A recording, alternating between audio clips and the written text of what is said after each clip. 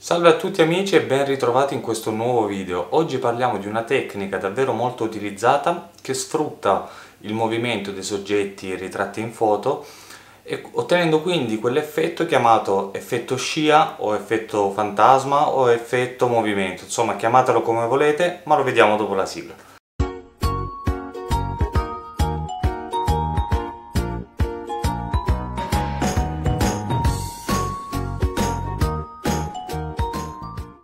Per realizzare questa tecnica sono fondamentali due fattori. Il primo sono i tempi di scatto, che devono essere più o meno lunghi per poter ottenere ovviamente questo effetto scia.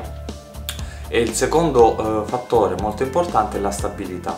Infatti bisogna pensare che nella composizione della foto almeno un elemento, che sia lo sfondo che sia uno dei soggetti, sarà immobile. Quindi dobbiamo essere molto stabili con la nostra macchina fotografica, quindi se scattiamo a mano libera con una mano molto ferma, oppure possiamo utilizzare un treppiedi.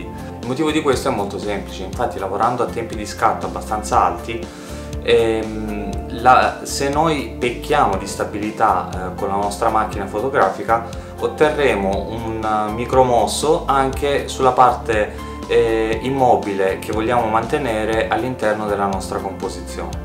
Personalmente per realizzare questa tecnica scatto alcune di queste foto a mano libera, ma per moltissime altre utilizzo un treppiedi.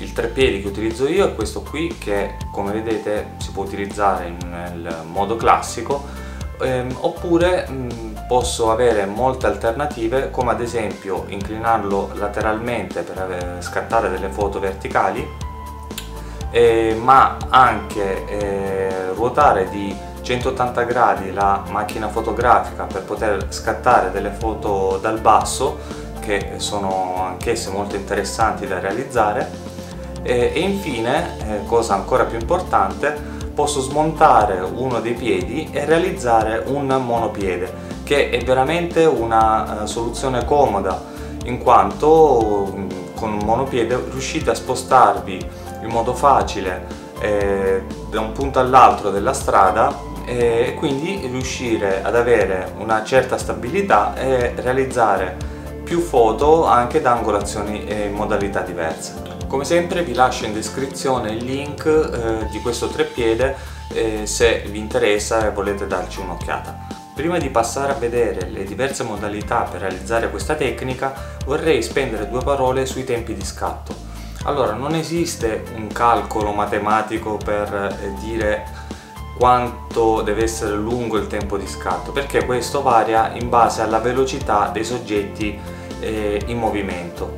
Infatti, se abbiamo a che fare con soggetti molto lenti, come ad esempio possono essere dei passanti o persone che vanno molto lentamente a piedi, i tempi di scatto devono essere ancora più lunghi perché per poter ottenere questo effetto scia. Se invece per esempio l'effetto scia vogliamo che ci sia dato da veicoli come automobili o biciclette, possiamo ottenere tempi di scatto un pochino più bassi, quindi una velocità di scatto più rapida. Quindi dovete analizzare bene la scena e capire quale tipo di soggetti in movimento attraverserà la vostra composizione. Vediamo ora ben 5 suggerimenti per poter realizzare questa tecnica in modo differente. Il primo modo è scattare una foto a un soggetto immobile mentre i soggetti che circondano il protagonista della nostra foto saranno in movimento e creeranno l'effetto scia. Questa è una delle modalità più utilizzate in street photography, anche se è abbastanza difficile da realizzare, poiché oltre al fatto che dobbiamo essere stabili noi con la nostra macchina fotografica, lo deve essere anche il soggetto che stiamo fotografando. Ed essendo comunque un soggetto della strada, non possiamo certo dirgli di stare fermo e immobile, ma dobbiamo provare e riprovare finché non otterremo il momento giusto in cui è particolarmente fermo e quindi ben messo a fuoco e immobile. Il secondo metodo è cercare uno sfondo interessante e scattare una foto dei passanti in movimento che a loro volta ci creeranno l'effetto scia. Anche questa è una tecnica molto utilizzata ed è anche molto più semplice, poiché abbiamo una componente immobile che appunto può essere un muro, una componente architettonica, mentre i vari soggetti che comunque sono in movimento non ci creeranno problemi, proprio perché anzi ricerchiamo il loro movimento in modo da ricreare l'effetto scia.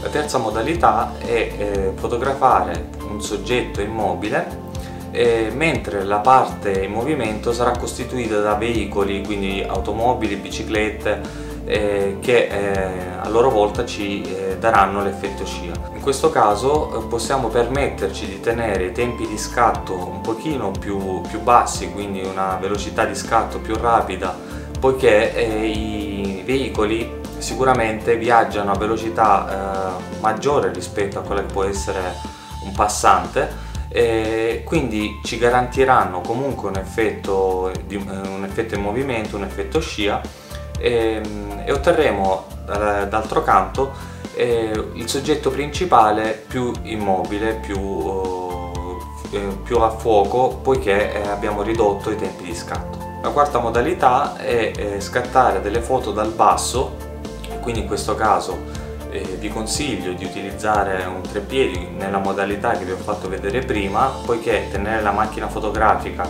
in una posizione bassa aumenta senz'altro le vibrazioni delle nostre mani, perché ci ritroviamo in una posizione più scomoda, e quindi da questa posizione possiamo ottenere delle foto interessanti, sempre con soggetti in movimento presi da un'angolazione diversa. La quinta modalità è il classico panning, ovvero sfruttare un soggetto in movimento e seguirlo con la nostra macchina fotografica mentre lui si muove e scattare appunto durante il movimento del soggetto, e in questo caso otterremo come risultato un soggetto che apparirà immobile mentre lo sfondo alle sue spalle apparirà in movimento. Bene ragazzi, spero che abbiamo fatto un po' di chiarezza su questa tecnica davvero interessante e creativa.